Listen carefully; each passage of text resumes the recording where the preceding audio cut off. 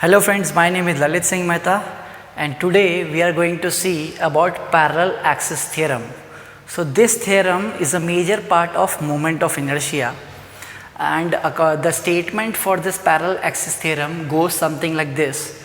If the moment of inertia of a plane area about an axis through its center of gravity, also known as centroid, is denoted by Ig, then moment of inertia of the area about any other axis AB parallel to the first and at a distance h from the center of gravity is given by IAB is equal to Ig plus A, which denotes area, into h square.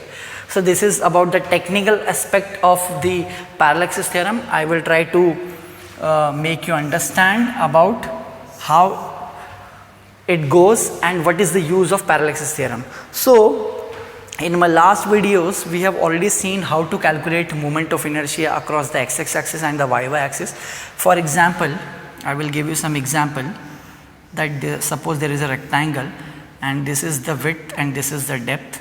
So CG for a rectangle acts at a distance b by 2 and d by 2.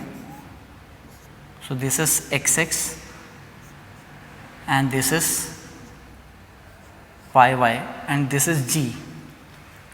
So this Ixx and Iyy. So this is moment of inertia about the x-x axis for this rectangle and this is the moment of inertia about the y-y axis for this rectangle, and the point at which the x-x and the y-y axis intersect is called as centroid or CG.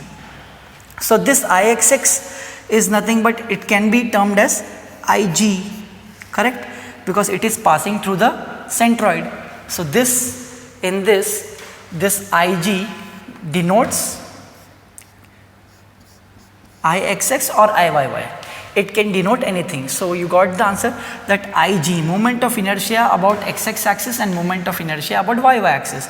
But since both the axes are passing through G, centroid, they can be called as Ig. You got this? So this is all about Ig, why it is called as Ig, correct. Now we know the formula to calculate Ixx and Iyy. This we have already covered in my earlier video. You can check it out in the playlist moment of inertia. So Ixx for a rectangular section is given by BD cube by 12 and Iyy is given by DB cube by 12. So this is the standard formula for calculating Ixx and Iyy, which in turn can be called as Ig and Ig. So this Ixx Iyy can be called as Ig since it is passing through the centroid. Now suppose there is a third axis like AB. This is a different axis AB, and we are asked to calculate the moment of inertia across this new axis AB. So what we will do? So it is a tricky situation because we know the formula for Ixx and Iyy. We can calculate the moment of inertia about x-x axis and y-y axis by using these formulas. But this is now a different axis altogether. So in this case, the parallel axis theorem comes into play. And this IB is nothing but this axis which I have drawn, IAB. So this IAB. So this IAB is our main motive. Parallel axis theorem deals with this only, IAB. So if I want to calculate IAB, which is the moment of inertia of a third axis, or we can say other than x-x and y-y axis. So this IAB, how we will calculate? Now IAB is equal to, which is the AB, this axis AB is parallel to which axis? X-x axis, correct? So this will be Ixx, correct? IAB, this AB axis is parallel to which axis? X-x axis. So I have written the parallel axis. That's why the name is parallel axis. So IAB is parallel to XX. So Ixx plus area into h square. So now what is this area? This area is nothing but this Ixx I have already I have already mentioned this Ixx can be called as Ig and this Iyy can also be called as Ig. So instead of Ixx I can write Ig plus area. Area will be B into D, correct? Since the cross sectional area of this rectangle is B width into depth. And this H is nothing but this distance. This distance is the H. So the distance AB, suppose IAB we have to find the distance of the AB axis from the parallel axis, adjacent parallel axis is called as H. So it will be H square. So this is Ixx we know, BD cube by 12 plus B into D, which is the area, into H square. So this is IAB. So this is one example of using parallel axis theorem, correct? This is one example of using parallel axis theorem. I will show you another example. Suppose this is a rectangle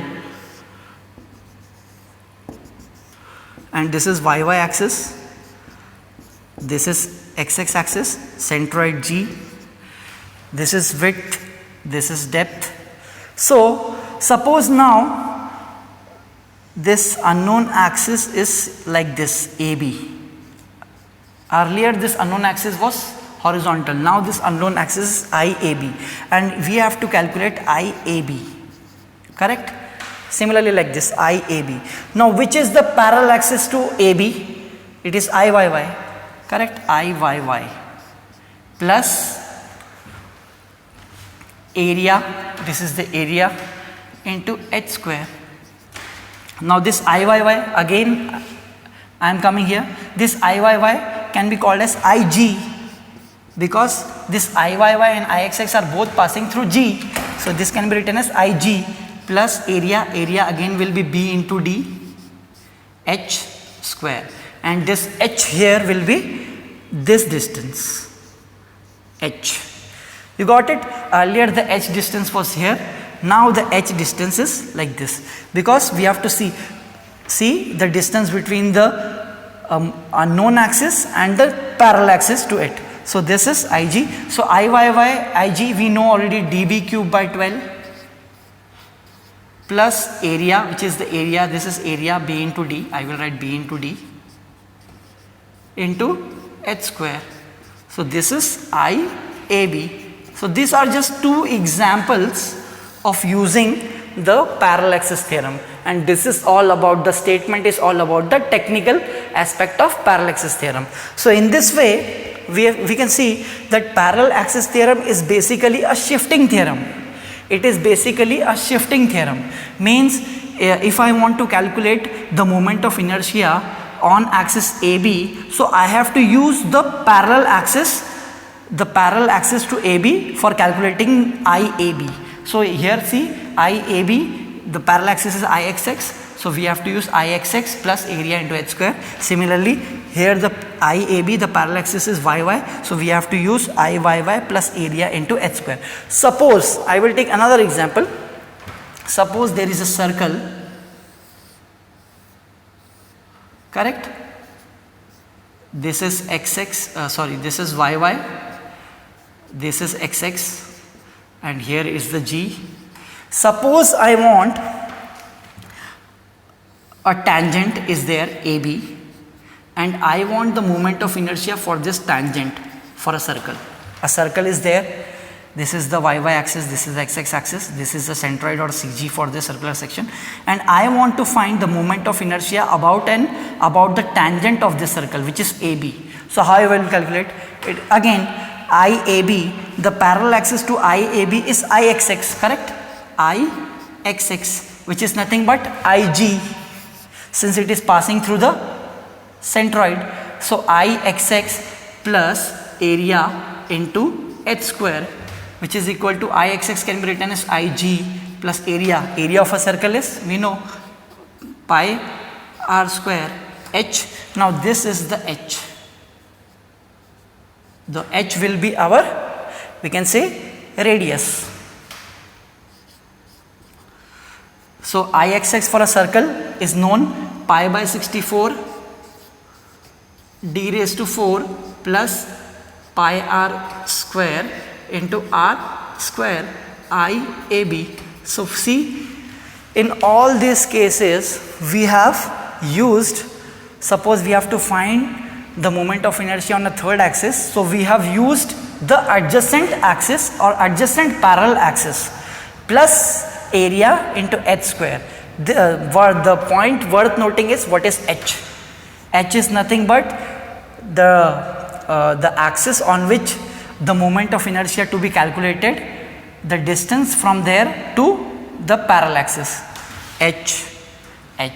So hope your concept about the parallel axis theorem is clear now, and this parallel axis theorem is basically a shifting theorem which is used to calculate the moment of inertia on axis other than Ixx and Iyy by using the parallel property. So hope your concept is clear now about the parallel axis theorem with all such examples. If you like this video, do share, like and subscribe my video, and thank you for watching.